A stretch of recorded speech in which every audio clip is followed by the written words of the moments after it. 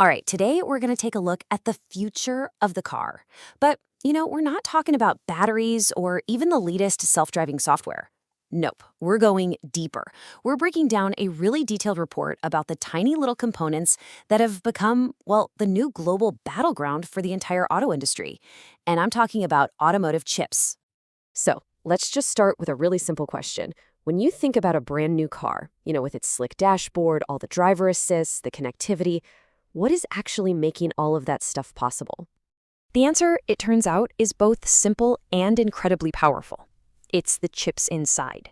These semiconductors, they're not just little components anymore. They are the actual brain, the nerves, and even the senses of a modern vehicle. And that brings us perfectly to our first section. Because these chips are now so absolutely critical, they've completely transformed the auto industry into a new kind of global battlefield, a fight for technological and economic dominance. To really get a sense of the scale of this battlefield, just look at this number. In 2023, the global market for these chips was already worth over $64 billion. I mean, that is a huge valuation for what we used to think of as just simple electronic parts. Now, what's really fascinating here is the trajectory. Look at this. The global market is set to just surge past $80 billion by 2025. And check out the growth in key regions like China. It's expected to jump from 17.7 billion to over 21 billion in that same short period. This isn't just growth. It's an absolute explosion in demand. But this is about way more than just money. A nation's ability to design and produce its own automotive chips is now directly tied to its core strategic interests. We're talking about securing the entire industrial supply chain, protecting incredibly sensitive vehicle data, and really ensuring technological independence in a world that's getting more connected by the second.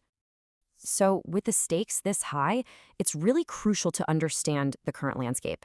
And as this next section is going to show, that landscape is pretty much defined by a significant technology gap between the established international leaders and the emerging domestic industries. Okay, before we dive into the nitty-gritty numbers, here's a really helpful way to think about this, and it comes right from the report. Think of the big compute chips, the SoCs, as the car's brain. It handles all the complex stuff, like autonomous driving. And then you have the control chips, or MCUs. Think of those as the nerves, managing all the precise functions like braking and engine control. And this right here just brilliantly illustrates the gap in the car's brain.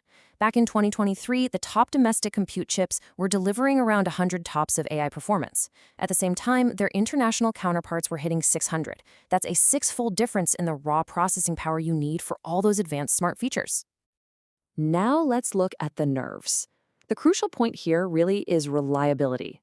Top international control chips have a failure rate of less than 1 part per million.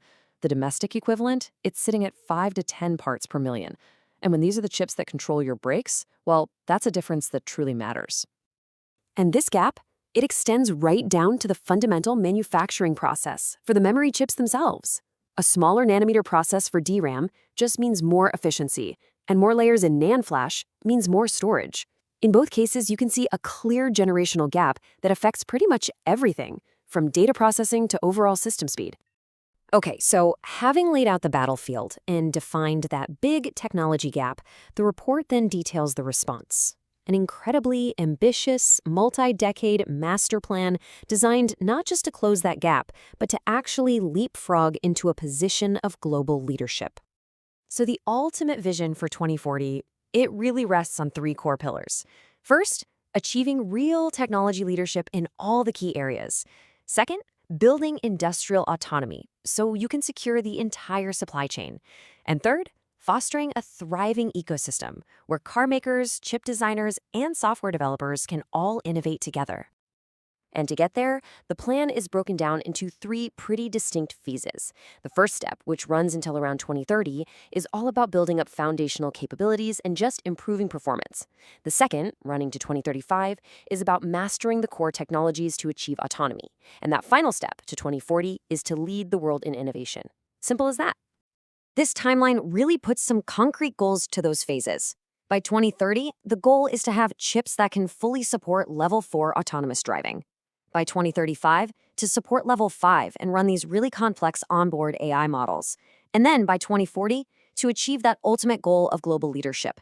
It's a very clear step-by-step path from being a follower to becoming a leader.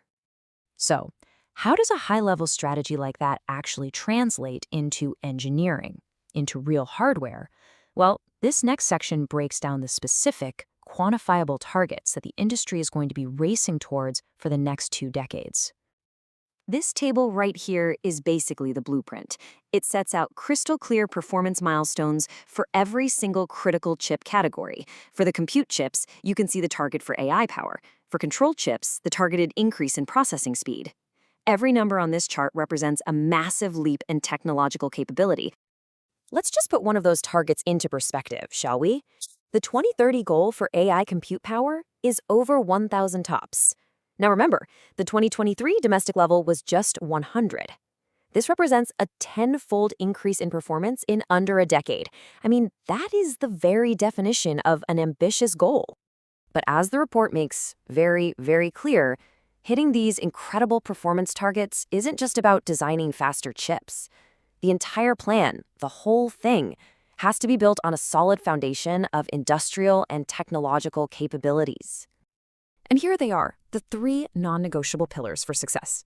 First, you need autonomy across the entire upstream supply chain. We're talking everything from design software to manufacturing equipment. Second, developing common standards and really robust testing systems. And third, you have to be continuously evolving the core manufacturing process technology to make these advanced chips a reality. So, at the end of the day, the most crucial point is summarized perfectly by this quote from the report's conclusion. It says that final success won't come from a single breakthrough technology, but from the victory of the entire industrial ecosystem, all working together. Which kind of leaves us with a final thought to chew on. As all these nations and companies race to define the future of mobility, this roadmap really suggests that the true finish line, it might not be a specific piece of technology at all, but rather the ability to build a truly collaborative and self-sufficient team. Thanks for tuning in.